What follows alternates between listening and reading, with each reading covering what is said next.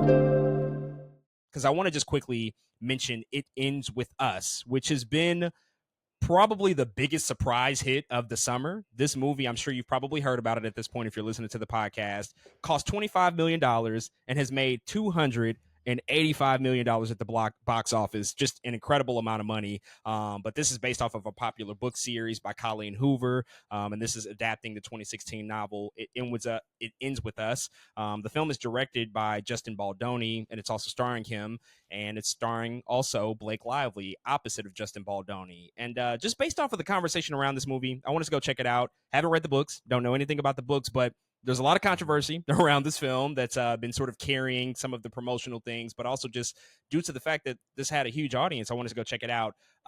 Ultimately, movie's not for me. Didn't really like it. I think that what's interesting about the film is less about what's happening behind the scenes on the promotional tour. A lot of weird stuff going on that I don't even know if anybody can actually explain, like what the impetus of all of that stuff is, particularly between Justin Baldoni and Blake Lively, who apparently have this war between each other. But the film itself, what I actually have a problem with is really the structure, of the film. And upon watching it, I didn't expect much, but watching this movie was a pretty jarring experience because for like the first hour, it's your standard rom-com. It's pretty enjoyable. It's decent. Performances are not great, but you feel it. You feel the chemistry. You feel the tension, the sexual tension, all of that stuff.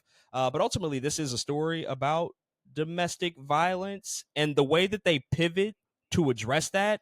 And again, I haven't read the book, so I don't know if this is actively a part of the books, but the way that they pivot to address that and sort of pull the rug out from underneath you, I just found to be a really weird choice. It just didn't work for me. I don't necessarily know what they were going for in that respect, and I can't dive too deep into it to avoid spoilers for that sake, but it's just a really weird experience from a structural standpoint. I just don't understand, and I think maybe a part of that might be due to the fact that, again, Justin Baldoni is the director, but also is the star. I might be jumping to conclusions here, but it kind of felt like that he didn't want to portray his character in too much of a negative light because he is like the perpetrator of the violence. Again, wild assumption on my part. I have no evidence to back that up, but it almost felt like that because I can't explain really why they would approach the film in the way that they did. But that being said, it has its audience and it's doing incredibly well. I think that, just from a box office standpoint, this would automatically necessitate that they adapt the sequel to the book. But the problem is the lead star and the director, they're not cool with each other. They're not fucking with each other at all. It's really crazy. Have you heard about, I know we talked a little bit about it outside of the pod, but have you heard any more about just like this rivalry that's been going on between Blake Lively and Justin Baldoni, just all of the stuff that's happening and being said on social media between these two?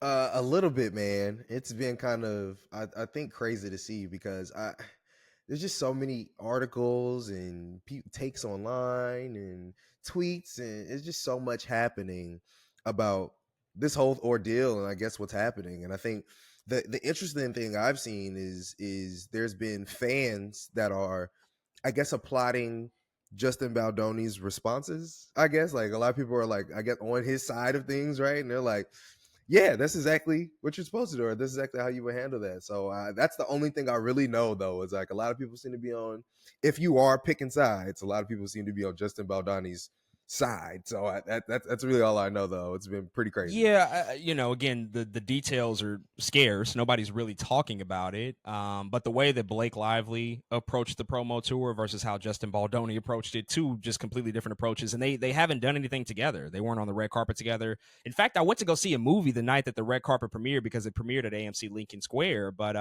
they showed up separately. They haven't done anything together. The wild sort of assumptions that are out there are that Blake Lively and Ryan Reynolds, her husband, essentially kind of took over the movie with just their power and their production company. And, you're going back and forth between the director and his vision versus like the lead star, who is a huge star. Blake Lively is very, very famous and very powerful and married to one of the most powerful actors and producers in Hollywood at this point, fresh off of the heels of Deadpool and Wolverine becoming one of the biggest films of the year. It feels like that there's a push and pull between these two. So I don't know what the future of this particular IP looks like or if they'll be able to make that sequel. Again, the box office automatically should be a green light. Like, yeah, go ahead and make it. But, between these two and just like what they have going on, I don't know what to make of it. So I didn't really enjoy the movie. I know a lot of people do, and I know it probably speaks to a lot of people, but just the structural stuff. And maybe I'm just not supposed to get it just because I haven't personally been through that experience, Yeah. being on the receiving end. So I don't want to step on people's feelings and invalidate anybody in the way that they feel about the movie. It just didn't work for me. I just found it to be a very jarring experience. But that's all I'll say on It Ends With Us.